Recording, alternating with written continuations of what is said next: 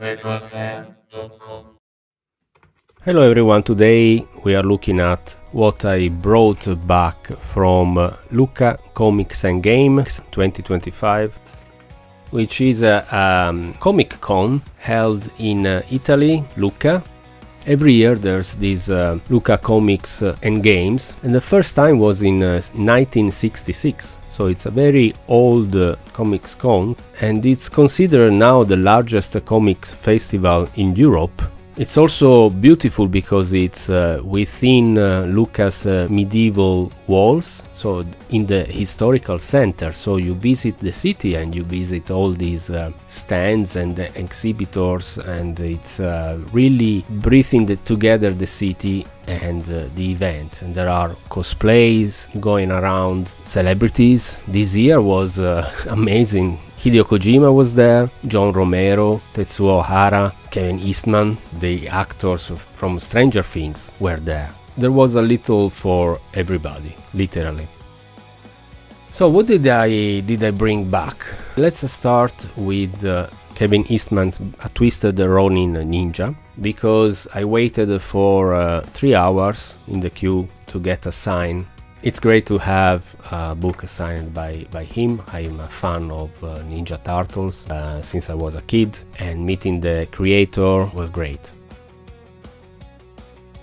Then I want to highlight also the great event around Hokuto no Ken, because there was a great exhibition dedicated to the work of Tetsuo Hara. You could see 100 pages from the original drawings of the manga, and not only Hokuto no Ken, but also Hana no Keiji and other works from Tetsuo Hara sensei. He was in 3 different panels. One was the Maxi Showcase, where while answering questions, the sensei was live drawing Kenshiro, a beautiful drawing. You can see some the evolution here. Then the other panel was a conversation between Tetsuo Hara, Igor, who is an Italian comic artist and illustrator, and John Romita Jr. So it was very interesting to see the conversation between these 3 very different but great comic artists and illustrators.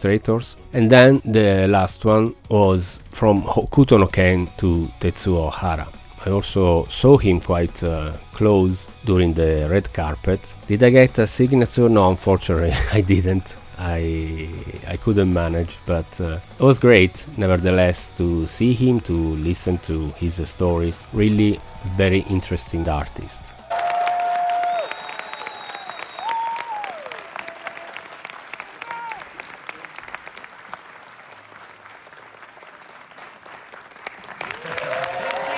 So what did I get? I got the special edition of the extreme version of the manga, which has this different cover that represents the painting that Hara sensei made specifically for Lucca, which is also the cover of the exhibition. And then I also got the deluxe edition of the first 2 volumes of the manga. And this is a very big sized book. It's great to see all the details of the drawing. It's very well made.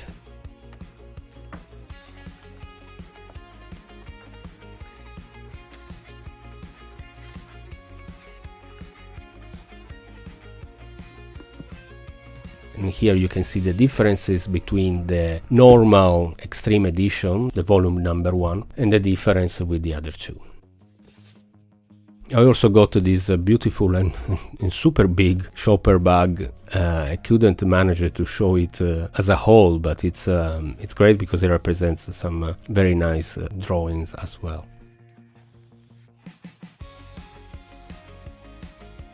You could also find some more vintage video games and toys. I managed to find a couple of vintage toys. One is Gundam and one is Supercar Gattinger. Both are very famous in Italy. Obviously Gundam is famous also internationally. Yeah, as you know, maybe you follow me on Instagram, I also collect vintage toys, and in particular super robots, Japanese super robots. So here we are.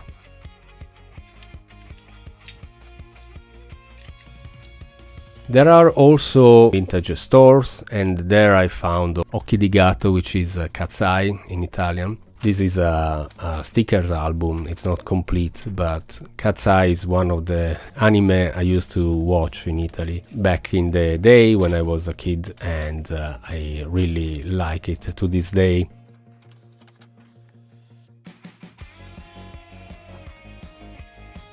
Next, Dylan Dog. You may know Dylan Dog, but it's an Italian comics from 1986 that combines all that Italian tradition of horror, similar to Dario Argento in terms of atmosphere. But the character is based in London, and he's British, even if the author and everything else is Italian. So here I collected a few things because I have a lot of vintage material about Dylan Dog. I'm a huge fan since the early 90s, so a few years after the first release. And I have basically many numbers from 1 to 400 and beyond. You can also see 2 computer games and video games magazines, Zap, it's quite famous, and K. Because Dylan Dog was comics adaptation for video games, and Simulmondo was an Italian software video game company that made and developed and published several games, including Dylan Dog's Adventures. And it's always interesting to see in these old magazines also the advertisement for other games. For the console here, the Master System 2, and Sega had the Italian football team at the time advertising for the Master System, the Mega Drive, the Game Gear, I remember. So it's great to see all this memory. Finally, to conclude with Dylan Dog, I also bought the cover variant of the number 470, which was only for Lucca. I found this vinyl, Mad Season. This is a bit of a weird object. It's a bootleg from a live concert of Mad Season. Mad Season, it's a super group that I love because it's grunge and combines Soundgarden's members, Pearl Jam members, and Alice in Chains members. And it's a great album that I recommend, by the way. And this bootleg has Dylan Dog on the cover and on the back. The cover is from author Nicola Mari. By now, surely you know that I love horror, and I must say I also admire Italian horror. And this magazine from January 1970, so it's fairly old today, shows that the tradition of horror in Italy is quite strong as well, with great aesthetic.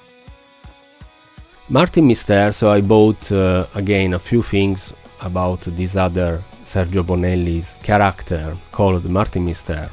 Unlike Dylan Dog, who is around supernatural and mystery, Martin Mystère is more about adventure, similar a bit like Indiana Jones, but he's a writer, he's an adventurer. I remember in first number of Martin Mystère he gets a Macintosh. He starts using it to write his articles and books. He's a professor. Sometimes it's a bit sci-fi and historical kind of adventure. It's a very interesting mix.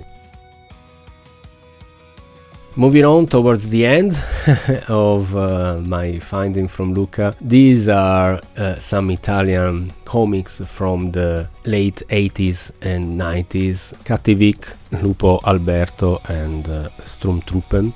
I used to read these 3 magazines. I really liked them. I found them always very funny.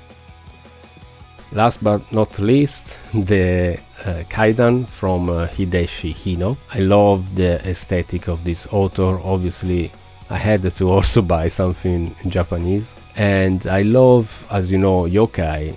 If you haven't seen my previous video about recommending horror games for Halloween, go and watch it. It's very interesting in my opinion because I showcase some obscure games as well.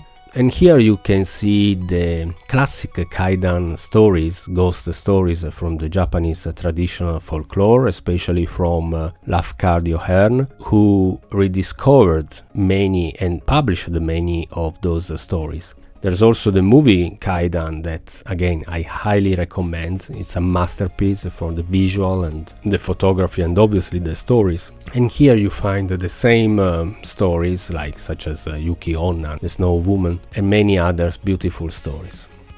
As usual, I'm closing with some pictures and photos as a summary of everything I brought back from Lucca. It was quite tiring. There's a lot of queue, a lot of people, a lot of rain, but as usual in these cases, when then you finish it and you look back, all you can think of is the good part, the good memories, and what you are left with, and the collection of great comics and great artworks. And if you are lucky and patient, also some of the signature of your favorite author. So thank you for watching. Consider subscribing, liking and everything as usual. See you next time.